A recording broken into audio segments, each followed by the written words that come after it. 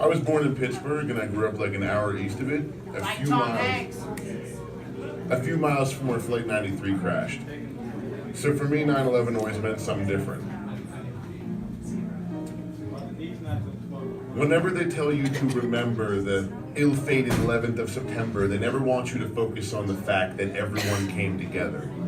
Yeah. On that day, 10 assholes hit 2 towers, and before they fell, they burned for hours, while hundreds of people climbed the stairs, wearing all the gear that people must wear when they're one of those that we have hired to run not away, but into a fire. And those were just the first of the everyday heroes, thousands that came running down to ground zero, not just firefighters, but police and paramedics pulling all-nighters, triple duty, like sleep, forgetting. Because out there in the ash and the rubble, there could be one more person hurt and in trouble. So they dug, and they dug, and they dug, as the days turned to weeks and their lungs turned black, because they knew no matter what, their families would want their bodies back. When they tell you never forget, they don't mean any of these facts. They say remember, but don't take the time to remind you of the giant impromptu evac. While the towers burnt in Manhattan, no one knew what next would happen. The island was choked with dust and smoke. The subways and bridges were shut down. People started jumping in the East River to flee what they feared was a killing ground. So the Coast Guard went for broke. They hopped up on the radio calling, anyone with boats. And from all directions they came. Tens of thousands in anything that would float, like proof you can find all you need in the hearts of ordinary folks. 4 places would have been hit that day if the assholes had had their way.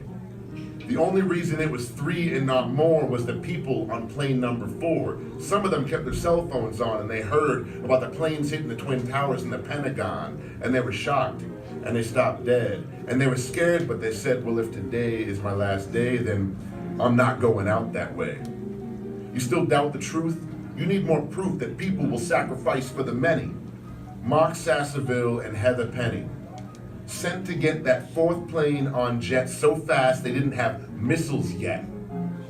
They flew off at the speed of sound with one way to bring that plane down, not knowing the people on board had already put it in the Pennsylvania ground, just knowing their success meant their death. They tell you never forget, but they focus on the flames and forget the rest because they want you to miss what came next.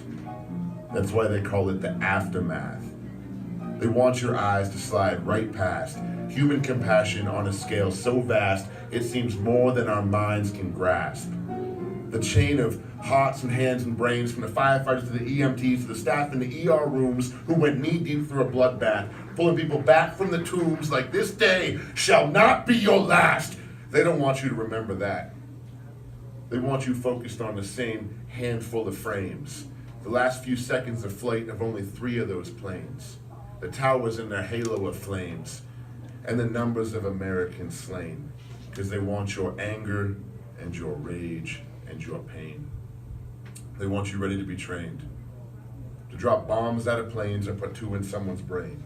They want you so mad that your mind short circuits and you don't stop to ask, is any of that shit worth it? Or the most basic question. Do heroes take life or protect and nurture it?